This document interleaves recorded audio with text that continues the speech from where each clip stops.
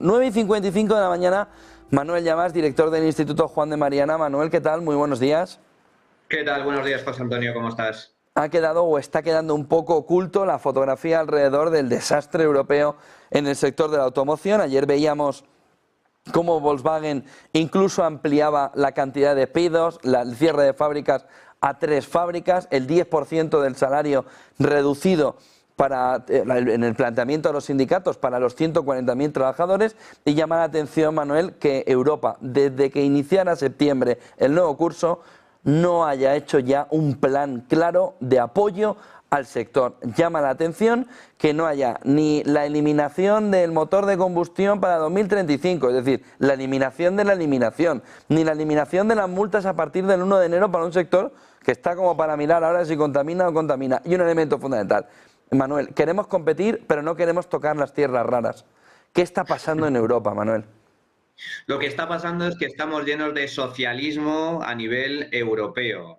Nos hemos cargado una de las industrias más potentes que tenía el continente, que es precisamente la industria automovilística, la industria más competitiva, con las que no solo generaba grandes beneficios, sino que además emplea a decenas de miles de trabajadores. Solo Volkswagen tiene más de 120.000 empleos tan solo en Alemania, sus 10 fábricas. Ahora se plantea por primera vez en décadas, el gigante automovilístico alemán, el cierre de plantas en su propio país. Bueno, ¿de quién es la culpa? La culpa en este caso, como todo, José Antonio, tiene nombre y apellidos.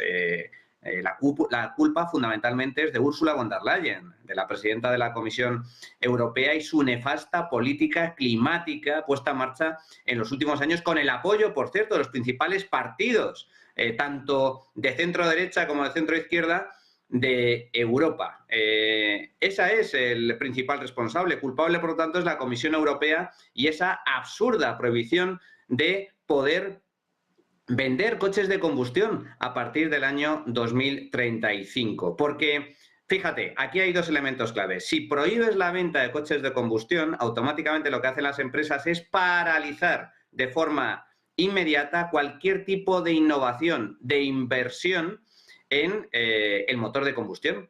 Esto no solo a nivel de vehículos, también a nivel de combustibles. Aquí hay grandes petroleras que estaban haciendo grandísimos avances en materia de combustibles ecológicos que reducen de forma muy sustancial la emisión de gases contaminantes a la atmósfera. Todo ese tipo de innovaciones, todo ese tipo de inversiones se han paralizado o se han reducido de forma muy sustancial.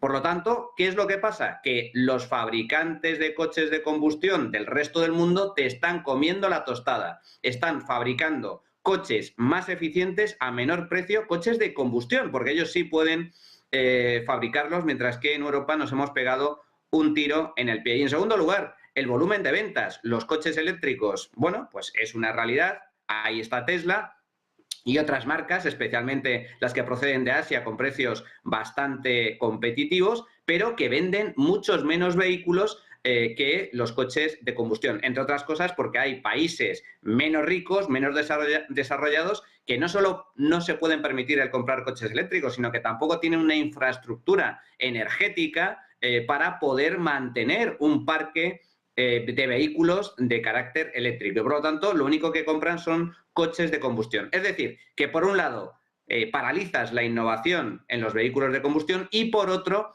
mediante esta prohibición, se te van a caer las ventas. Y eso es lo que está pasando en el mercado, especialmente con las marcas europeas. Y Volkswagen es simplemente el canario en la mina. Como digo, culpable la Comisión Europea por estas absurdas, contraproducentes, alocadas políticas climáticas que nos condenan a la destrucción de una industria, de un sector que era puntero a nivel mundial. Y culpable también la Comisión Europea porque la forma de afrontar esta problemática no ha sido, como bien indicas, cargarse este tipo de políticas, es decir, corregir los gravísimos errores cometidos. No, no, no.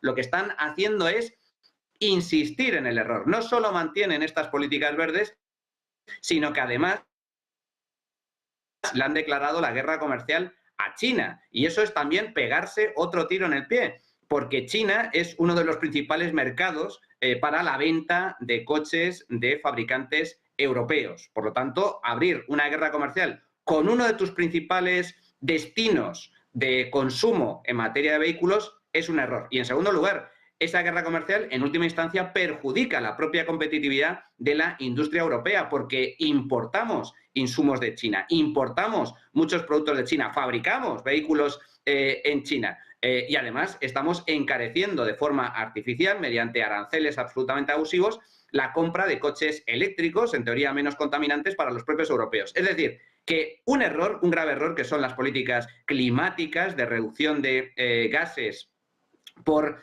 miedo a ese apocalipsis climático, que en ningún caso es real, y por otro lado, las políticas destinadas a prohibir la venta de vehículos de combustión, se intentan solventar con un error mayor, que es guerra comercial y proteccionismo. Dos errores en uno. A partir de ahí hay que mirar al otro lado del Atlántico también. Europa ya tenemos lo nuestro, Argentina parece que ha tenido lo suyo y que empieza un poco a recuperar terreno. Milagro financiero de Milei, el riesgo país cae por debajo de los 1000 puntos y vemos como el default además se empieza a alejar ya de Argentina. Nos hemos perdido la conexión con... Efectivamente, la prima de riesgo ha caído por debajo de 1000 puntos, todo reduciéndose. En el pasado mes de septiembre, la inflación mensual prácticamente se situó en el 3%. ¿Y esto a qué responde? Responde a una política fiscal sólida, estable y sana, que consiste básicamente en gastar menos de lo que ingresas. Argentina acumula 9 meses de superávit primario y eso es lo que explica, en primer lugar, la reducción de la inflación y, por lo tanto, también la reducción de la prima de riesgo. Prácticamente los indicadores apuntan a que la economía argentina ya está saliendo de la recesión. Tanto es así que los argentinos empiezan a recuperar o a tener el mismo nivel de salarios reales, descontada la inflación, que tenían antes del proceso desinflacionario, del proceso de ajuste en el peso de la devaluación que aplicó el gobierno de Milei. Por lo tanto, están saliendo ya del atolladero y están saliendo, sobre todo, y esto es lo importante, sobre bases sólidas, con una política fiscal responsable, donde las cuentas públicas están equilibradas, con una política de liberalización, de reducción de regulaciones, de apertura comercial, de incremento de la libertad económica, que en última instancia lo que va a generar es más riqueza y más empleo. Y por lo tanto, Argentina va por el buen camino. Nunca antes, en los últimos años, se había registrado la prima de riesgo que tiene en estos momentos Argentina y la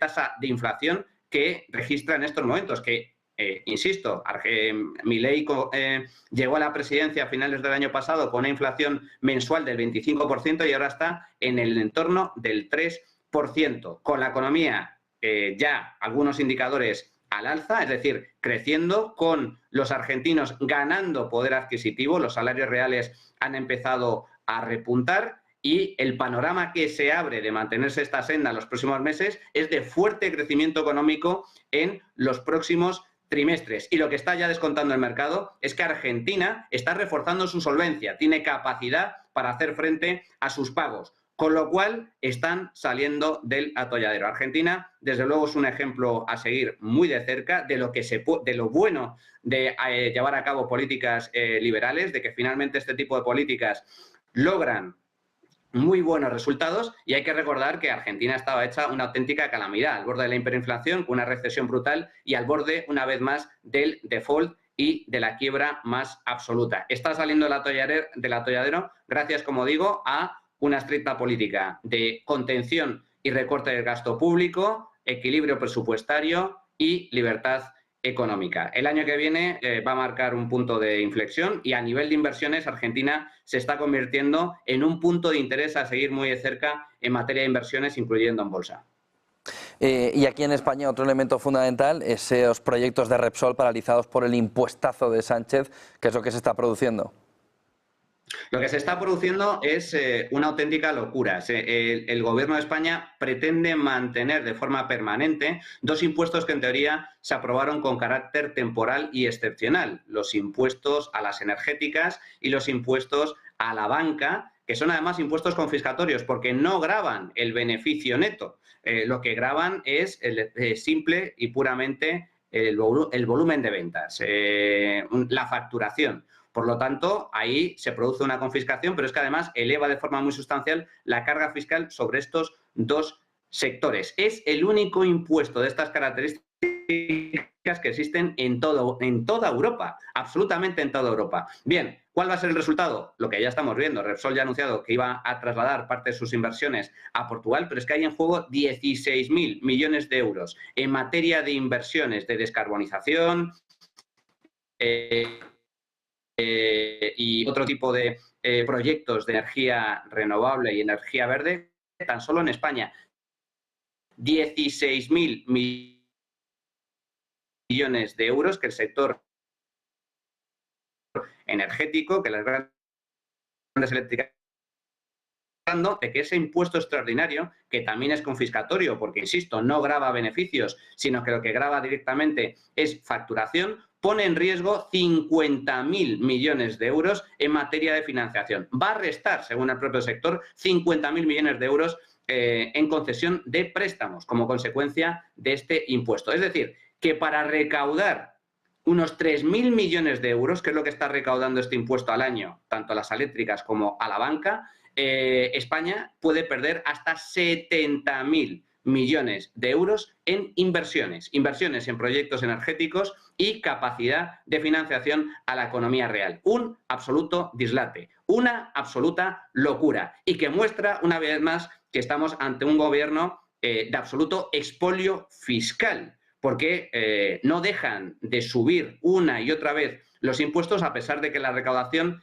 es récord, gravando de forma muy sustancial a las empresas, gravando además de forma injusta a sectores concretos como el energético y el financiero y machacando tributariamente a los trabajadores y a los autónomos. Y pese a ello, a pesar de que la recaudación marca récord, lo increíble de este gobierno es que son una panda de manirrotos y siguen gastando mucho más de lo que ingresan. Seguimos registrando déficit, sigue aumentando la deuda pública en términos nominales y, sin embargo, el gobierno sigue amenazando con subirnos los impuestos. Un absoluto desastre. No me resisto a preguntarte solo una cosa más. Íñigo Errejón, Yolanda Díaz, el caso de ahora mismo de Sumar.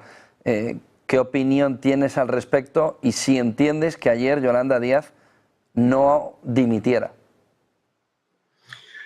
Lo entiendo porque si no, ¿de qué va a vivir, José Antonio?